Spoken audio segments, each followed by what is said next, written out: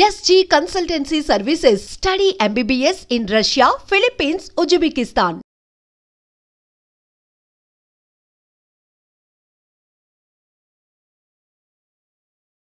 విజయ్ బాబు గారి cinema experience ఒక ప్రస్థానం అనేది 50 ఏళ్ళు 70 నేను ఫిల్మ్ ఇన్స్టిట్యూట్లో జాయిన్ అయింది 75 ఆల్మోస్ట్ కరెక్ట్గా 50 ఇయర్స్ 50 ఇయర్స్ అప్పుడే 2 ఇయర్స్ కోర్స్ అది దాంట్లో నుంచి వచ్చిన వాళ్ళే చిరంజీవి, రజనీకాంత్, రాజేంద్ర ప్రసాద్, భానుచందర్.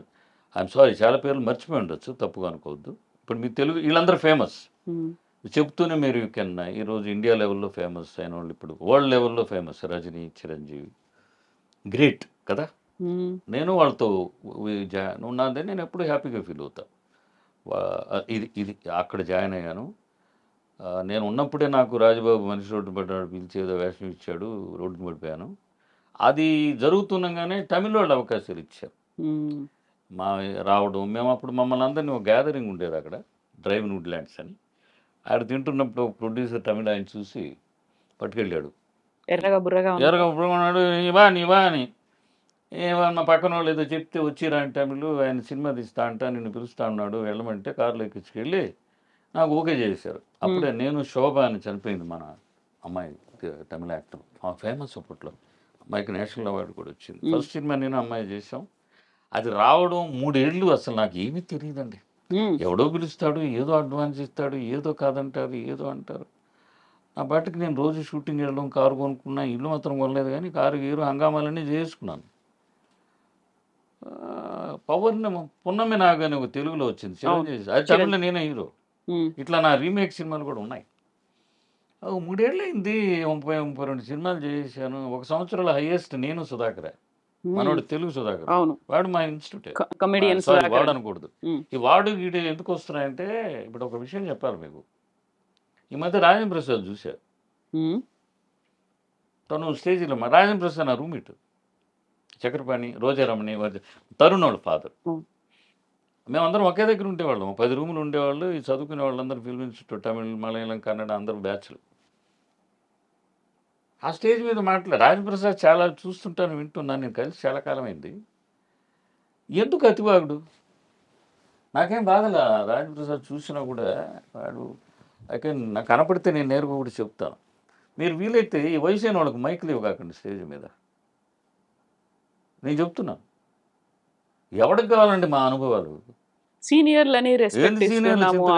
సినిమాలో మార్కెటే సీనియర్. ఏంది సీనియర్? ఇప్పుడు నేను సీనియర్ ఏంటి? నాకేమన్నా నేను సీనియర్ అని 100 కోట్లు ఇస్తారా? ఎవరికి ఇస్తాడు 100 కోట్లు? మార్కెట్ ఉండేవాడికి ఇస్తాడు. 100 కోట్లు ఇస్తారా? రాజమౌళి సీనియర్, రాజమౌళి కంటే ఎంతో మంది సీనియర్లు. లేకపోతే మొన్న పుష్ప డైరెక్టర్, ఆయనకంటే ఎంతో సీనియర్లు ఉన్నారు. వివేక్, ఆయన కూడా వివి వినాయక్. మరి ఆయనకి ఏంటి పాపం, ఒకప్పుడు ఆయన పెద్ద ఇట్లు ఇచ్చాడు కదా, సీనియర్ కదా, ఇవ్వండి. తప్పు చెప్తే మీరు చెప్పండి, లేదు సార్ మీరు తప్పు అని నన్ను అడగండి, ఎందుకంటే మీరు సీనియర్. నేను అనేది సీనియారిటీ ఎవరికి కావాలమ్మా ఇక్కడ? నేను వచ్చి మీకు ఏది నేను మీ క్లాసులు తీయాలంటే, మీరు మాకంటే చాలా ఇంటెలిజెంట్, పిల్లలు చాలా ఇంటెలిజెంట్ ఇప్పుడు. సో కాబట్టి నేను ఏంటంటే, ఆయన ఆ రోజు మాట్లాడాడు ఏదో దాని గురించి కొన్ని విన్నాను నేను, తప్పే. ఇప్పుడు నేను ఎందుకు గుర్తొచ్చింది తెలుసా, సుధాకర్ వాడు అని అనకూడదు. ఆ చనువుతో నా క్లాస్మేటు ఉన్నాడు కదా అని అనేసాను. అన్న తర్వాత నేనే ఫీల్ అవుతున్నా, వెంటనే రిలీజ్ అయిపోయాను. అలాంటిది అంత పెద్ద మాట ఆలీనో ఎవరినో అనడం, రోజా అనడం. నువ్వేంట్రా లైఫ్ ఇచ్చేసి చింతకాయ? ఎవడికెవడు లైఫ్ ఇవ్వలేమమ్మా. I don't believe this concept. ఒక ఛాన్స్ ఇచ్చుంటారు మీరు నాకు, అందుకని మీరు నాకు లైఫ్ ఇచ్చేసినట్ట. ఆ తర్వాత నేను పోరాడి కష్టపడి అది అది అది ఎన్నో ట్రావెలింగ్, ఏదో గౌరవానికి చెప్తాం. నా కవిత ఏదో ఛాన్స్ ఇచ్చింది అంతవరకే. అందుకని నన్ను అరే విజయబాబు నేను ఛాన్స్ ఇచ్చాను రారా అన్నాను అనుకోండి, నా ఫీలింగ్ ఎలా ఉంటుంది? నేనైతే కొట్టేస్తా అక్కడే. నేనైతే ఆ ప్లేస్లో ఉంటే, ఓరా నువ్వేంద్రా ఛాన్స్ ఇచ్చేది, నేను నీ సినిమాలో యాక్ట్ చేయడం నీ గొప్పరా అంట. అట్లా అతను ఆ రోజు అవి ఎందుకు ఏం ప్రయోజనం నీ సీనియారిటీ? నువ్వు సీనియారిటీ వచ్చావు, పిలిచారు, ఓకే, గౌరవం, అందరూ బాగుండాలి, అందరూ అదే నా 4 మాటలు చెప్పి వెళ్ళిపోవచ్చు. ఏ రావే రోజా, లేకపోతే రే ఇలా అలీగా వాడిని ఏదో అన్నాడు బూత్ మాట, ఇది ఎంతో ట్రోల్ అయినాయి. వీలైతే రాజేంద్ర ప్రసాద్ నువ్వు ఇది చూస్తే నన్ను తప్పుగా అనుకున్నా పర్వాలేదు, వద్దురా ఇంక స్టేజీలు ఎక్కొద్దు, ఐఎమ్ సారీ, వద్దు రాజేంద్ర ప్రసాద్ గారు, స్టేజీలు ఎక్కొద్దు, ఎందుకు మనకి, ఎవరికి కావాలి, మన ఇంట్లో మన పిల్లలు మన మాట వింటున్నారా? వినలేదు. అందరికీ చెప్తున్నాను నేను. దీని ద్వారా నేను చెప్పేది ఏంటంటే మన సీన్ ఎంత తక్కువ మాట్లాడతామో మైక్ ముందు అంత మంచిది. నాలుగుందే దాన్ని ఎంత తక్కువ ఉపయోగం. ఒకవేళ నువ్వు చెప్పదలుచుకుంటే వినదగింది చెప్పు, గౌరవంతో చెప్పు. అయితే నిన్ను గురించి నువ్వు చెప్పుకో, ఇంకొకరిని కించపరచు. రాజేంద్ర ప్రసాద్ ఎందుకంటే తను నాకు బాగా మిత్రుడిగా ఉన్నాడు కాబట్టి ధైర్యంగా పేరు చెప్పి చెప్తున్నాను. రాజేంద్ర ప్రసాద్ తప్పుగా అనుకోవద్దే, నేను ఏదో ఇది చేయాలని కాదు, నా స్నేహితుడిగా నీ మీద అంతమంది ట్రోల్ చేసింది చూసి నేను ఫీల్ అయ్యి, పైగా నీకు అమ్మాయి చనిపోయిన ఒక డిప్రెషన్ ఉండొచ్చు, నేను రాలేకపోయాను సార్ కొన్ని కారణాల వల్ల, తప్పుగా అనుకోవద్దు ప్లీజ్, ఓకే? నాకంటే చిన్నోడు నువ్వు, ఓకే? ఆ కాలంలో 10 మంది 12 మంది ఒకే రూమ్లో ఉండేవాళ్ళు కదా, ఎంత ఉండేదా ఈ రూము? ఒక రూమ్లో 3 2 ఉండేవాళ్ళం. ఓకే. 50 రూపాయలు అద్దె, 3 ఉంటే 100 రూపాయలు షేర్ చేసుకునేవాళ్ళం. ఓకే. సో హాయిగా పక్కనే డ్రైవర్ వుడ్లాండ్స్ ఉండేది, ఈ విఐపి గ్యాదరింగ్స్ ఉంటాయి అక్కడ, కార్లో వచ్చి తినేవాళ్ళే. మాకు డబ్బులు లేకపోయినా పెట్టేస్తారు, డబ్బులు ఉన్నా పెడతారు, డబ్బులు లేకపోయినా పెట్టేస్తారు. అలా రెగ్యులర్ అక్కడికి వెళ్ళేవాళ్ళం అందరు కలిసి. అంటే 2 years కోర్స్ అది. మేము సెకండ్ ఇయర్కి వచ్చినప్పుడు ఫస్ట్ ఇయర్ బ్యాచ్, మొత్తం 3 బ్యాచ్లు బయట వచ్చాయి. కరెక్ట్గా మీరు చెన్నైకి వచ్చి 50 ఏళ్ళు అయింది, గోల్డెన్ జూబ్లీ సెలబ్రేషన్స్. ఇప్పుడు మీరు చెప్తుంటే నాకు గుర్తు కదా, మీ ఊరు వదిలేసి నేను అవును. చిత్ర పరిశ్రమకు వెళ్ళాలి అని మద్రాసుకు వచ్చి 50 ఏళ్ళు గోల్డెన్ జూబ్లీ సెలబ్రేషన్స్. కంగ్రాచులేషన్స్. నాకు నేను లెక్కలు పెట్టుకోలేదు కానీ అంతే కదా, 75 లో వచ్చారు, ఇప్పుడు 2025 లో ఉన్నాం మనం. ఎంత ట్రావెలింగ్, ఇంకా సినిమాలోనే ఉన్నా, ఇంకా ఉన్నారు మీరు, చెన్నైలోనే ఉన్నారు మీరు, చెన్నైలో 50 ఏళ్ళు. నిజంగా thanks to God, thanks to మా బాబా, మా అమ్మ నాన్న, నా భార్య, నా పిల్లలు. ఈరోజు మీ దగ్గర ఇది వినడం నాకు ఒకలా చూకింగ్లో ఉంది. కరెక్ట్గా ఇప్పుడు గోల్డెన్ జూబ్లీ సెలబ్రేషన్స్ మీరు చేసుకోవాలి. ఈ ఇంటర్వ్యూ తర్వాత ఒక దమ్ము. Super super super super, I like this. Interview తర్వాత నేను అంతే కదా, దీనికి నా ఫ్యామిలీ అండి, నా వైఫ్ కారణం, కష్ట సుఖాల్లో తను నాకు బాగా తోడుగా ఉంది, ఇప్పటికీ ఉంది. మై సిస్టర్స్, నాకు 2 అక్కలు చెల్లెళ్ళు, వాళ్ళు కూడా నాకు అన్ని విధాలుగా. ఆ తర్వాత నాకు వచ్చిన బంధువర్గం, మా అల్లుళ్ళు, అక్కలల్లుళ్ళు, వాళ్ళు వీళ్ళు అందరూ నన్ను ప్రేమిస్తారు. మా అక్క పిల్లలు అమెరికాలో చాలామంది ఉన్నారు. అందరికీ మామ, చిన్నాన్న, పెదనాన్న అలా ఉండాలి నా ఫ్యాన్స్ వాళ్ళు. ఇప్పుడు నేను ఇది చూశారనుకోండి, ఫస్ట్ నాకు చేసేది ఏంటంటే 3rd జనరేషన్ నాకు చేస్తారు. ఓకే, మీ ఇది చూస్తే పెదనాన్న సూపర్గా ఉంది, లేకపోతే చిన్న సూపర్గా ఉంది, మామయ్య చాలా బాగుంది, చాలా బాగుంది, మీరు ఇలాగే ఉండండి, మీరు ఇలాగే తిరగండి అని, అది ఎంతో ఎంకరేజింగ్గా ఉంటుంది. ఓకే, గుర్తు చేశారండి, థ్యాంక్ యూ వెరీ మచ్. మీ కాంటెంపరీస్, మీ రూమ్మేట్స్, మీ వీళ్ళందరూ బ్యాచ్మేట్స్ అందరూ ఐదర్ ఒక సూపర్ స్టార్స్ అయ్యారు, ఆ తర్వాత పొలిటికల్ పార్టీలు పెట్టారు, పద్మభూషణ్లు, పద్మవిభూషణ్లు, పురస్కారాలు ఇవన్నీ వచ్చాయి, నేషనల్ వైడ్గా చాలా చాలా చాలా పేరు సంపాదించారు. హూఈస్ హూలో వాళ్ళు ఉంటారు. ఏమనిపిస్తుంది ఇప్పుడు వాళ్ళందరినీ చూసినప్పుడు? అంటే నేను ఏదో తప్పుగా అనుకోకపోతే ఒకటేనండి, నేను చెప్పాను కదా ఈ మధ్య, ఇంతకుముందే ఎందుకో చెప్పాను, మీరు ఈ మాట అడగకముందే చెప్పారు, నాకు ఈ లైఫ్ స్పాన్లో నాకు గొప్ప వ్యక్తి అనిపించిన ఆయన ఒకడే ఒకడు అబ్దుల్ కలాం, అంతే. ఇంకెవరు ఇప్పుడు ఈ రోజు వరకు, ఈ క్షణం వరకు అనిపించలే. ఇక మీదట అనిపిస్తారో నాకు తెలియదు. ఫిల్మ్ ఇండస్ట్రీలో కూడా ఎవ్వరు కనిపించారు. అవన్నీ అది ఏముందండి, నేను ఏదన్నా సేవ చేశానా? పనిచేశారు, డబ్బులు ఇచ్చారు, నేను ఏదో చేశాను, ఎందుకు నాకు అవార్డులు రివార్డులు అని, అది తప్పు. అదే అన్నాను, ఎవరిని నేను విభేదించడం లేదు, విభేదించను కూడా. అవి నాకు అనిపించలేదు.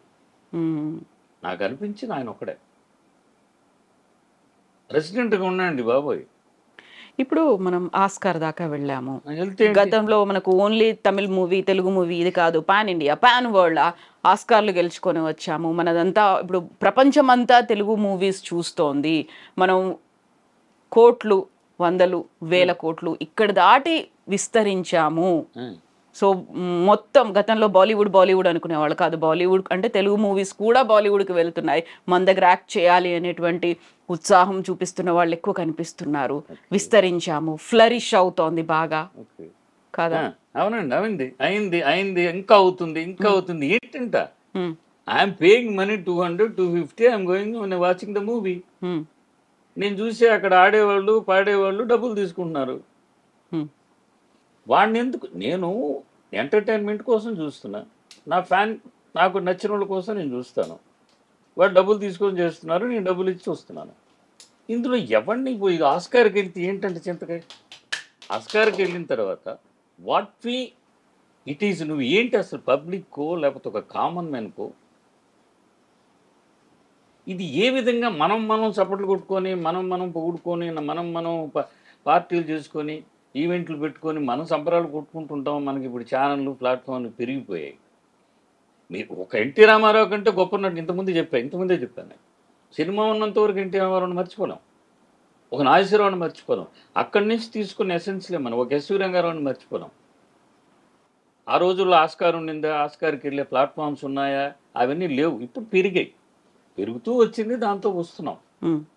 నాకు తెలిసి రేడియో చూశాను, రేడియో నుంచి ఇప్పుడు ఎన్ని చూస్తున్నాం, అవును, ఆర్టిఫిషియల్ ఇంటెలిజెన్స్కి వచ్చాం. అలా పెరుగుతూ వచ్చిన దాంట్లో ఇది ఒక పెరుగుదల తప్పితే ఇది ఏమి ఎవడి గొప్పతనం అని వాళ్ళని మీరు నన్ను మెచ్చేసుకోండి విజయబాబు గారు అంటే నేను డెఫినెట్లీ అంతవరకే. కానీ ఇదేమి ఎప్పుడు నాకు ఒక భ్రమ వాహు అనేది లేదు. నేను మంచి విమర్శకుని, సినిమా చూస్తే నేను నా ఫ్రెండ్స్ చాట్ చేసుకుంటాం, బాధపడతాను. మన తగ్గు సినిమా చూసి నేను కమల్ హాసన్ పెద్ద ఫ్యాను. ఎందుకంటే నటన ఆయన దగ్గర చాలా గొప్ప నటన, దానికి మనం గౌరవం ఇవ్వాలి ఆయన టాలెంట్కి. అందుకని ఫస్ట్ వెళ్ళిపోతా, చూసి బాధపడిపోయా. ఎందుకు ఇట్లాంటి సినిమా కమల్ హాసన్, ఆయన ఎందుకు ఆలోచించలేదు, ఇంత చెత్త సినిమా. అప్పటికి కాంప్రమైజ్ అవుతున్నా, బాగుందని అనుకుందామంటే కూడా నా వల్ల కావడంలే. బయట వచ్చి సాయంకాలానికి రివ్యూస్ చూస్తే such a bad reviews, feel అయ్యా. అంత అభిమానం ఉంది నాకు సినిమా అంటే. ఆ మధ్య ఒక సినిమా చూశాను, చిరంజీవిని రవితేజ యాక్ట్ చేశారు. వాల్తేరు వీరయ్య ఎంత బాగా చేశాడు చిరంజీవి. ఆ క్యారెక్టర్ని తను మలుచుకున్నాడు. ఎందుకంటే రవితేజ కంటే చిరంజీవి స్టారు, కానీ తగ్గి నటించాలి. ఆ తగ్గి నటించడం, తమ్ముడు వాల్ పోస్టర్ ఏదో చూస్తే ఇల్లు తుడుచుకోవడం, ముద్దులు పెట్టుకోవడం. నాకు నిజంగా చిరంజీవి పర్సనల్ నెంబర్ లేదు, ఉండుంటే డైరెక్ట్ కొట్టుంటా థియేటర్. నేను వాటికి వెళ్ళనండి. అది తీసుకోవడం పెద్ద విషయమా కాదు. ఎందుకు నాకు ఎప్పుడన్నా చిరంజీవి నాకు చేస్తే సంతోషపడతారు. ఏ రెడ్డి ఎలా ఉన్నావునో, విజయబాబు ఎలా ఉన్నాను ఫోన్ చేశాడు అనుకోండి, దట్ ఐ విల్ ఎక్స్పెక్ట్. నేను వెళ్ళను.